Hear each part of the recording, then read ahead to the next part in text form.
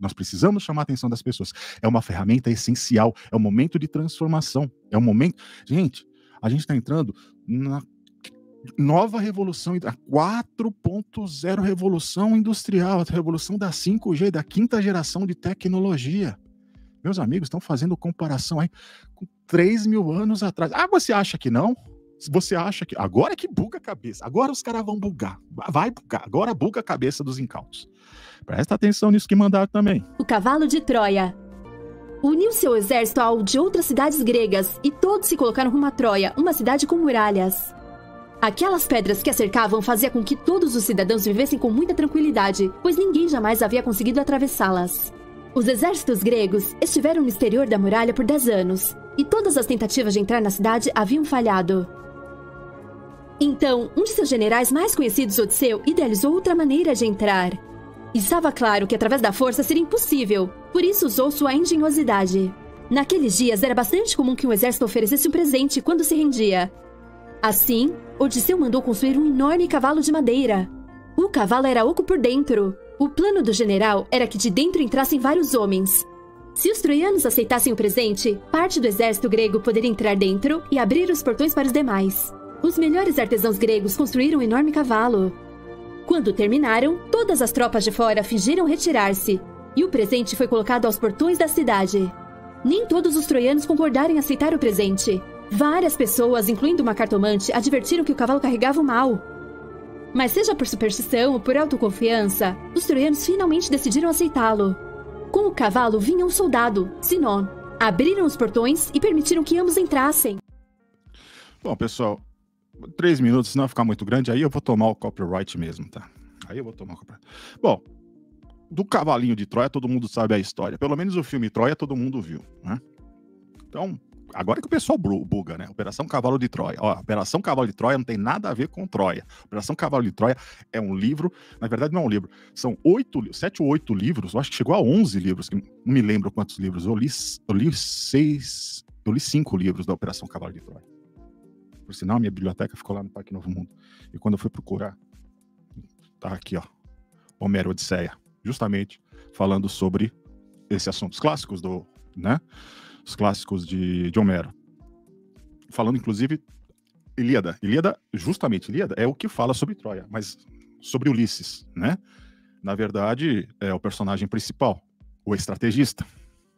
Porque assim, vamos fazer uma lembrança do filme. Lembra do filme? Ulisses, Héctor, Heitor, Paris, pega a Helena, do Melenal, né? Que tomou uma galhada, levou para Troia, e os caras vão lá. Não, aquilo é uma guerra que aconteceu, pelo menos aí 1.200, 1.300 anos. Eles estavam tretados há 10 anos, já estavam tretados há 10 anos, e ali foi o estopim. Aí o bonitão lá, que era o Aquiles, né, que era o... Esqueci o nome do bonitão lá, que faz o papel do Aquiles lá. Tinha os seus exércitos, que seriam tipo uma milícia não, como é que eram? Os mercenários, que, enfim. Bom, resumindo, quem era o estrategista? Ulisses. Quem contou esse mito? Homero. A Odisseia de Homero. Na verdade, Ulisses era Odisseu. Então, a Odisseia de Odisseu.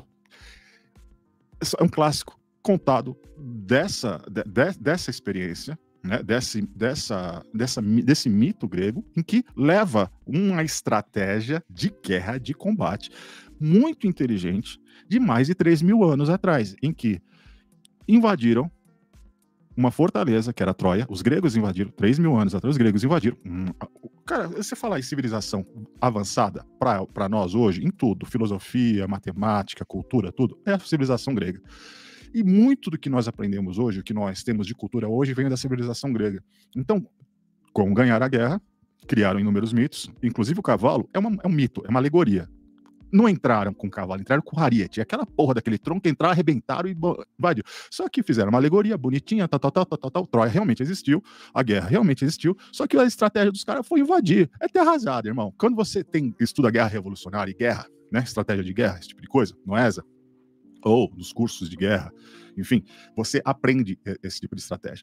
Então, quando você tem esse conhecimento tático, a gente percebe o seguinte: usaram de maneira, não digo leviana, mas eu digo inocente, tá? Podia usar o outro termo lá, mas eu vou ser um tanto quanto acolhedor, assim, ingênua, uma estratégia inteligente contra uma estratégia burra. Por quê? Há 3.000 anos que essa estratégia ela funciona. Então, se é a estratégia que nós usamos contra os incautos, que resistência justamente de Troia, que era o grupinho podre, deu certo. Tanto é que se hoje está falando e ainda está reverberando até hoje e é estudado como estratégia de guerra que deu certo. Gente, você quer fazer um marketing espontâneo? Olha, isso é um cursinho para vocês, incautos, aí os do contra.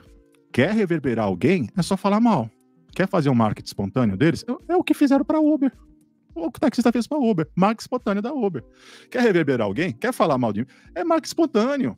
Pô, vocês me colocaram ali simplesmente com o vereador da categoria, com o prefeito da cidade, com o diretor do DTP. Cara, isso para mim é elogio. Isso para mim é elogio, tá? Obrigado. A gente tá falando de 3.000 anos atrás, agora eu vou falar de marketing. Tá? Agora a gente vai levar o nível da massa crítica.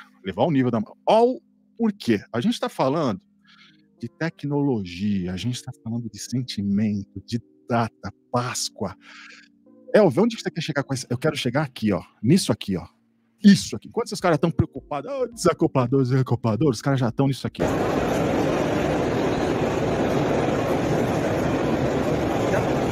Welcome to the Metaverso Congress. In the taxi, somos el transporte sostenible oficial. Welcome to the Metaverso Congress. You can request a taxi here. Bienvenidos a la nave. In the taxi, somos el transporte sostenible oficial.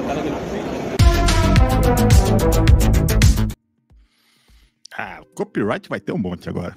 YouTube, fica à vontade. Nem sei se essa live vai continuar no ar. Eu vou deixar. Vou deixar pelo seguinte, gente. Elvio, então você tá dizendo que esse robô tosco aí é tecnologia? Não. Eu tô falando a estratégia de marketing. Lembra que eu acabei de falar? Anos 70? Fantástico. Já tem uma lembrança emocional, nós mais velhos aí, da década de 70, de 80, não tem? Lembra disso? Isso chama fixação mnemônica. O que é fixação mnemônica? Quando você trava alguns pregos mentais na sua memória e que te faz buscar nas suas memórias afetivas. Tipo, a musiquinha lá dos Trapalhões faz lembrar um momento de alegria do final do seu final de semana. E o Fantástico, um momento de depressão. Tanto é que era complicado. Muita gente tirava a própria vida depois do Fantástico. São dados interessantes para se levantar. Mas a memória afetiva de um robô que tem um coraçãozinho, como o SP Taxi, também tem um coraçãozinho, tá no olhinho lá. E lembra dos Jacksons? Esse robozinho não lembra a Rose dos Jacksons?